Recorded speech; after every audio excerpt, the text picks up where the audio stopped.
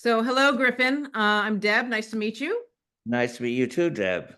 So we're here to discuss your book, which to me seems sort of anachronistic because whenever I go to Soho and I'm standing in the middle of Soho, the image that comes to mind is that $20 bill going out of the taxi in After Hours, the film that you were in. I can't not think of it when I'm there. So you've gone from actor and now you also the producer of After Hours. I know that you did the documentary film about your aunt, Joan Didion, and now a really significantly long and amazing book.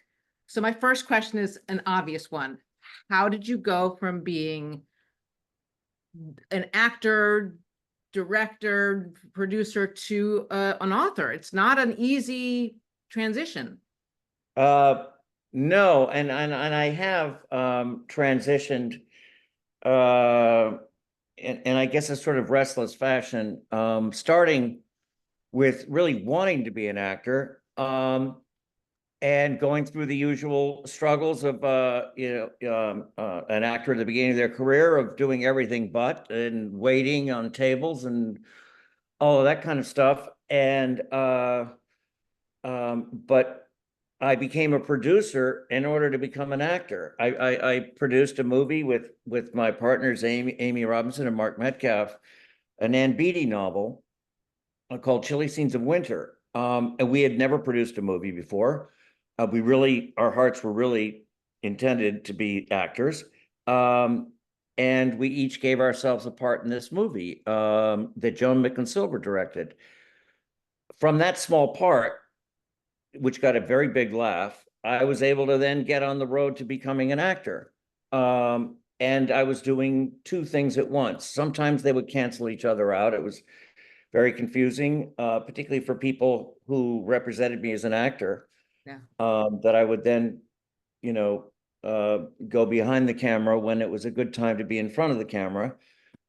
Um, and then at some point, the acting, I'm getting to the book, by the Yeah, way. that's okay.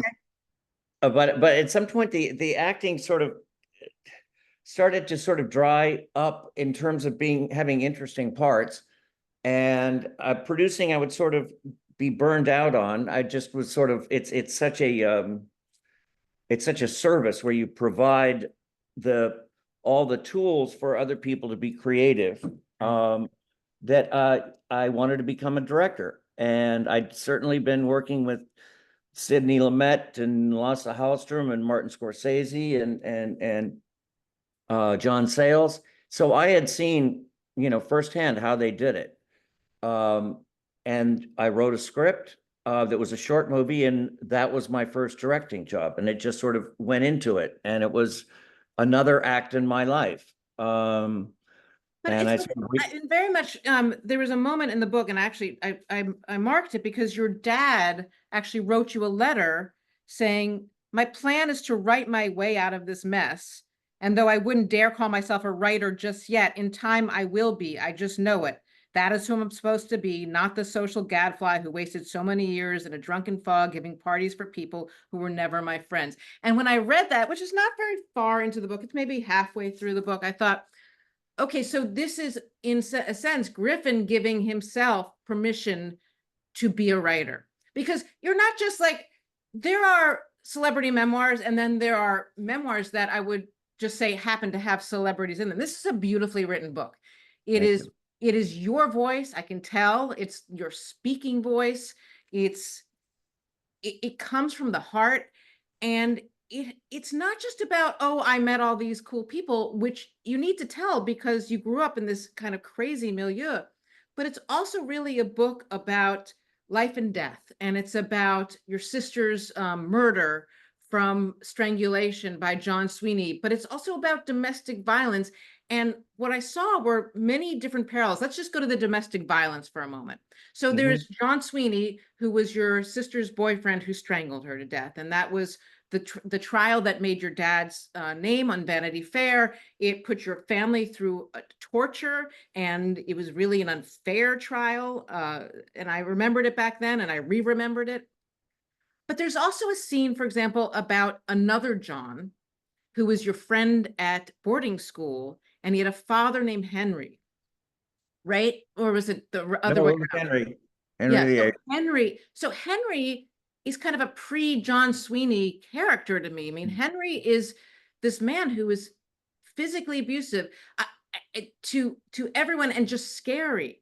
So did you make the connection between this? Did you include these stories because they play out as sort of bookends with John Sweeney?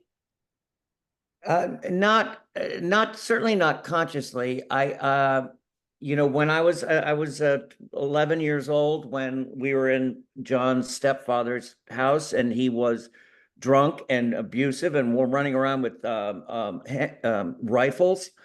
Uh, and I thought there was a good chance I'd be murdered, Right. and I thought, I don't know anyone. I don't know anyone who's been murdered. I don't know anyone who lives a life like this, who has violence in their home. And I thought the same thing years later, when Dominique was murdered.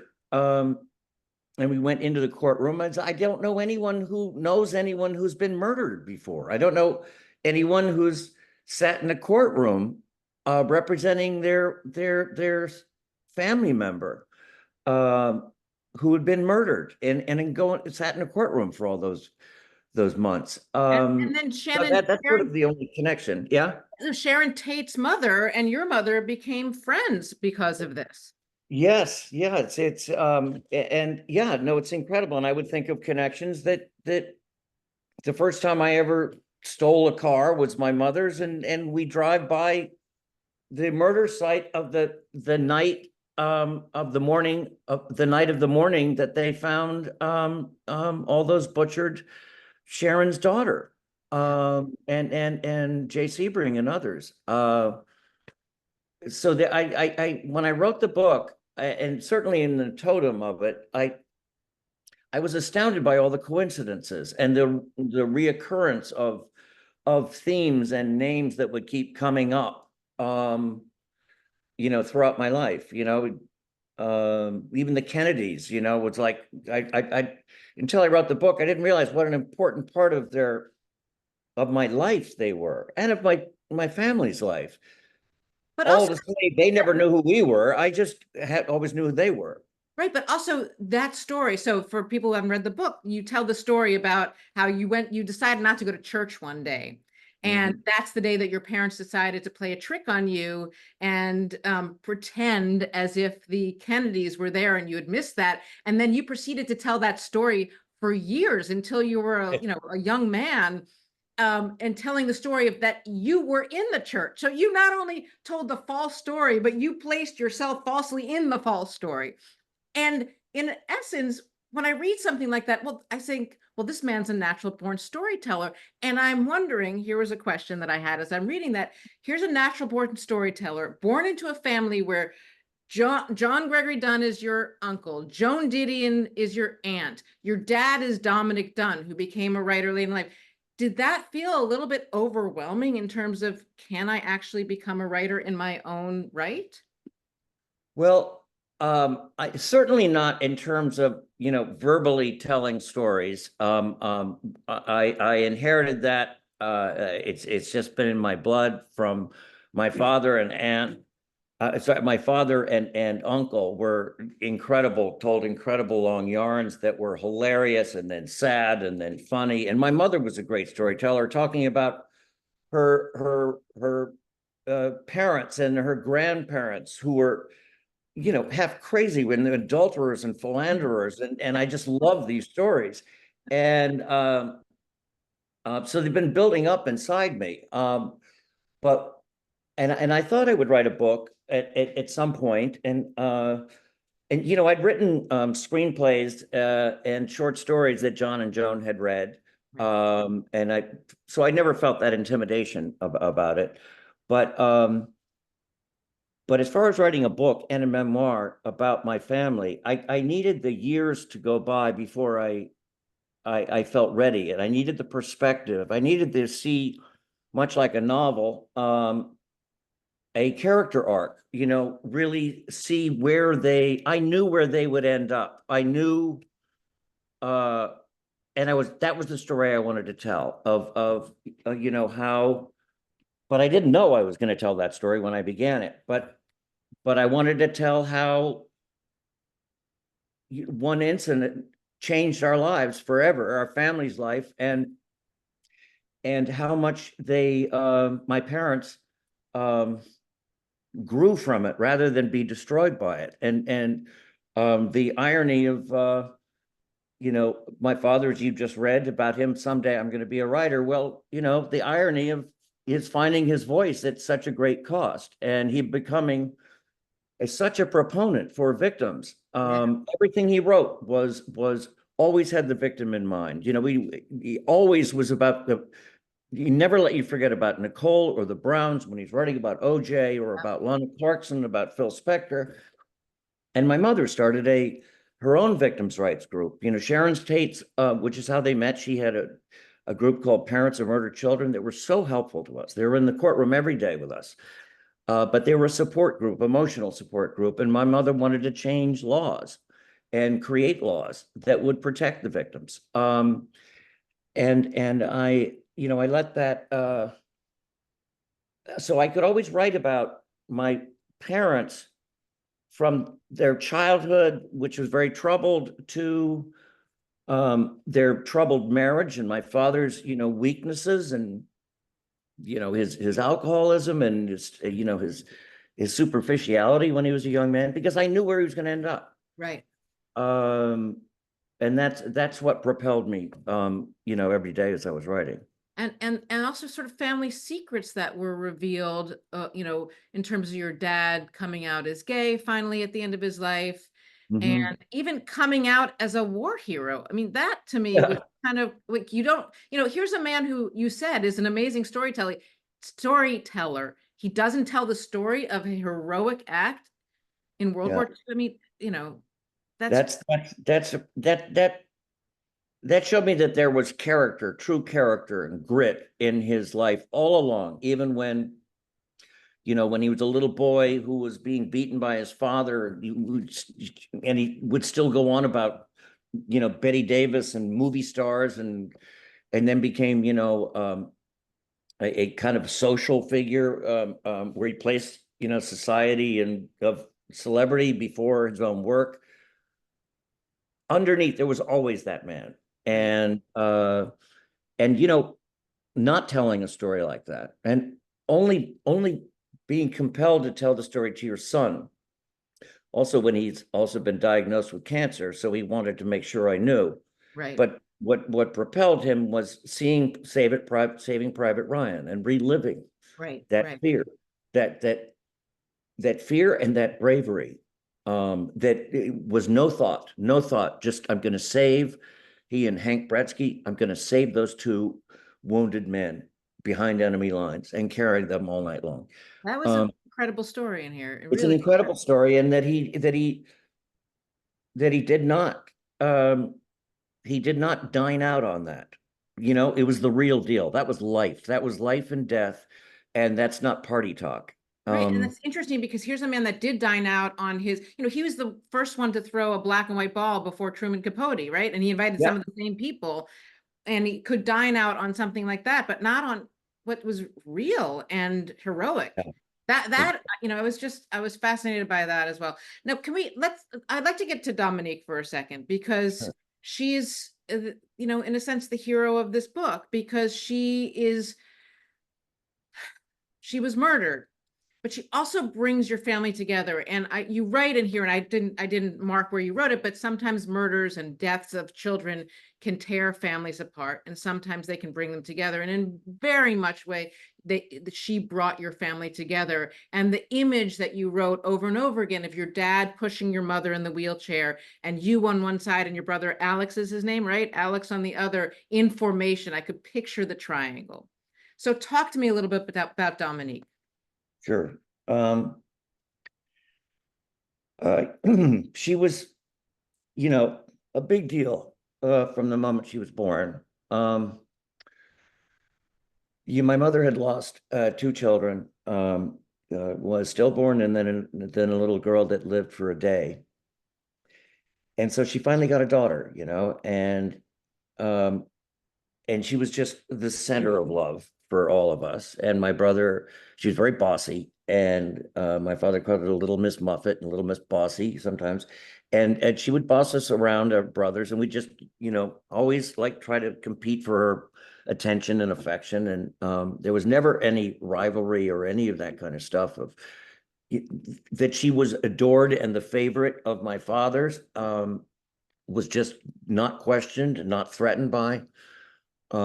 She deserved it. And she was He very, told, very willful. he told his secrets to her too. She And knew he about told they had a bond like, I would not know. I would not know until a year before he died, that Dominique always knew about his bisexuality. Um, and that she would be the one who would introduce him to the man who would be, his lover for 40 years. I never knew that. So that shows you another side of her character. And, her love of animals was, almost insane, for damaged animals. There wasn't one animal that she picked off the street, a cat or a dog, that didn't have some sort of terrible affliction. It was missing a paw, or had smelled horrible, had skin problems, and they were just, a bunch of misfits. One cat didn't even have any teeth, but they all gravitated to our house. And we grew up with these, and each one had a distinct personality. And so her love of animals. And then, at the time I was, I couldn't, I was at my most frustrating as a young actor who was not acting. She decided to become an actress.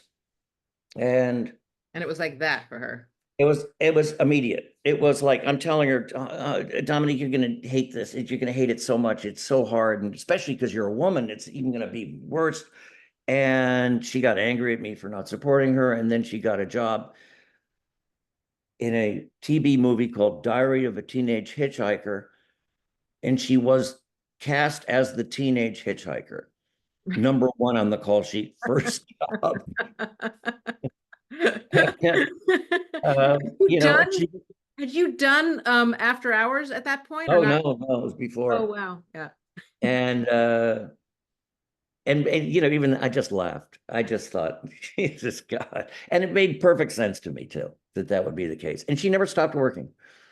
And then John I Sweeney love comes that. into her life, Yeah, who so who she is she a stray animal himself. I mean, well, very yeah, much yeah. damaged goods. Yeah, that was the image that or the metaphor my father um described about her, bringing home, all these damaged animals, and then one of them turned out to kill her. Yeah. Um, and so she meets this guy. He was a sous chef at a restaurant called Ma Maison, which was such a hot Hollywood restaurant and so exclusive it didn't even have its phone number was unlisted. Uh, and so she met him there. Um, but when my aunt and uncle took her there, they were regulars at this place. And I was thinking when I was writing the book, I don't really remember her. I know she had boyfriends, but and I know that there were boys who were crazy about her, but I don't remember anyone really long term, uh, and or her feeling that way about anyone. So we were initially, happy for her, but wary, all of us wary. We did not listen to this caution. And Alex saw her at PJ Alex saw Clark. her immediately. Alex saw this guy as a Alex saw him at PJ Clark's where he'd gone to the bathroom, or John Sweeney had gone to the bathroom, and some patron at the bar said to your sister, some line from Poltergeist, the movie that she'd just been in. And John Sweeney came back from the bathroom and overreacted in a way that really yeah. disturbed Alex. Those were the signals. He was so threatened by. Is that something you read, or did I write that? I can't even remember. I think it's in here. Yeah. Okay. I forget, sometimes it's funny, you write a book and then you forget who. Oh, I do that all the time. There's so many stories still swirling around my head, but yeah, that was like that was a tell, as we say, and uh, Or maybe, she'll, wait a minute, maybe it's not in the book. Maybe it's because I've read your dad's. I think, I think maybe Dad wrote it. yeah, Uh, it's so funny. because I tell you, I would have definitely written that. Yeah, I would I have read that. definitely, I didn't think of that. All I knew was, my brother has, intuitions, about people that are, he was right about every first impression he ever had about someone in his life. And he was certainly right about this guy, and he was unabashed in his in his speaking, in his disapproval about her. And he's a very passionate guy, and quite emotional. So I think Dominic didn't sort of took it with a grain of salt. Yeah. But until he did indeed the killer. I don't say his name. Until he did kill her. Until he did attack her, and she escaped through a bathroom window, uh, and That went was to your her mother's house. friend. Yeah. No, that would we would find Oh, out that happened there's to two other her. ones. Yeah. Yeah. Anyway, she kicked him out. Yeah. And that would should have been the end of it. But he came back on Halloween Eve, um, and But took her life. let me ask you as a writer, because often I think the impulse to write is also an impulse to put tragedy and stuff that we can't process, on a shelf, right? We write so that we can process these things that happen to us. Do you feel better about everything having written this and now having it in a book form, that it lives on and can be told and serve something more than just as, that horrible lawyer that defended your sister's killer? you know Now your dad has written about it, and you've really written about it from this family point of view, from this, like, she was my sister, this is how she was loved. Does it make you feel better? Well, it makes me feel very. I'm proud of the book, Yeah, you and should be. that I've just come back from like a 2 month book tour, Yeah. and it's taken me all over the United States and throughout the UK. So I would be when it started, I went and I saw the schedule ahead, and I'd had a public appearance in an auditorium. Talking about these things, it would just grab me by the throat, and I'd have to take a breath to get my composure.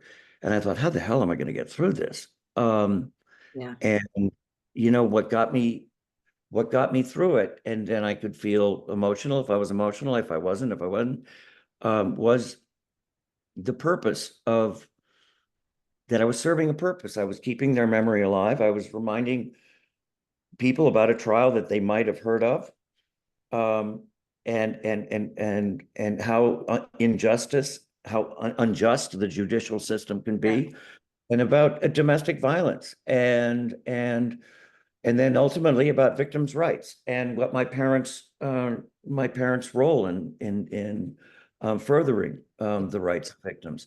And that gave me purpose. That I'm talking to you for that very reason today. Yeah, exactly. Yeah. It centers me, it grounds me. So you end the book with a scene where your daughter, is her name Heather? My daughter, oh, Hannah. Hannah, sorry. So you end the book with you and Hannah, and Hannah's just been born, and she was born by C-section, and so you are alone with her in the room. And then I got the sense as I closed the book that, Hannah has this legacy too behind her. And in a sense, maybe part of the reason to tell this book is to tell Hannah of her own family legacy as well. I mean, my kids haven't read my memoir, so who knows if they ever will, but I think maybe when I'm dead, they'll finally sit down Yeah. and read some of them. Was there sort of a subconscious or even a conscious thought of, I need to get this down for Hannah? I knew while I was writing it that, someday Hannah is going to really embrace it, and that this will answer a lot of questions that she might have, that, you know, that in my lifetime I didn't get a moment to tell her. Right. I'm also very chatty, and I told her a lot of this stuff also. So, a lot of that was, oh, like, I did know that, I did know that. But, she's terribly proud of me, for having written it. How old is she now? 34. Uh-huh. Um, and, um, and I think, she reminds me so much of Dominique. It's insane. Right. Um, Right. and so it's like, uh, I remember she would remind me for really the first 10 years of her life, I would go, so Dominique, I mean, Hannah, Dominique would be back and forth all the time. That's weird because I call my daughter Sasha Jen, which is my sister. They don't have names that are similar at all, but something about the two of them yeah, I think it is. to each other. No, It's it weird. definitely Yeah. is. No, she's a little Miss Bossy, little Miss Muffet herself. Did she end up as an actress as well? He did indeed, does indeed. And she lives In the in New family York. business, yeah. Family business. Yeah, we don't have one chemical engineer in the family. Oh well, you're gonna have to write many, Oh, many more books. next lifetime. In fact, is there a plan to write another book at this point? Do you want to try your hand at fiction? That's exactly what I want to do. Yeah. Um, I wasn't being coy to end it uh, when where I did with my daughter being born 34 years ago. But in terms of thinking of a sequel, my page count was insane, and I was still 15 years old. So I thought I've got it. I'll know when this ends when I get there. Right. And when I was in that little dark room holding my daughter, my 10-minute-old daughter, I knew that was the ending. Yeah. But Yeah. Beautiful ending. and I, even though everything really happened, I felt like I was writing a novel. Yeah. Um, I had a sort of, I kind of took a novelistic sort of approach, in, kind of going out of the first person or not, and then dialogue and descriptions and things much like in a novel. And it sort of inspired me. Yeah, I'm thinking of fiction. When you're thinking of fiction, are you thinking of writing fiction based on real life, or are you thinking of writing something completely out of left field? I think, like many, certainly first books, first novels, are often drawn from your Totally. Yeah. personal experience that you then make turn into a metaphor, or, and, find a story. It's your gateway, Yeah. drug. And that'll probably be the case with me. Um, even as an actor, I draw from myself. When I look at actors like Daniel Day-Lewis, who are completely unrecognizable, I go, God, how did they do that? How Right. do they do that? And I'm a good actor, but I stay within the palette of my life experience. Well, I mean, would you say, for example, that in After Hours, captured in the 80s, that would be sort of a capturing of Griffin Dunne of the 1980s? Oh yeah, without a doubt. I mean, when my partner Amy Robinson read it, she said, "You were going to flip out when you read this thing. This guy talks just like you, and fucked up, crazy things happen to him just like they happen to you." And I read it, and I never questioned one motive about the character of Paul Hackett.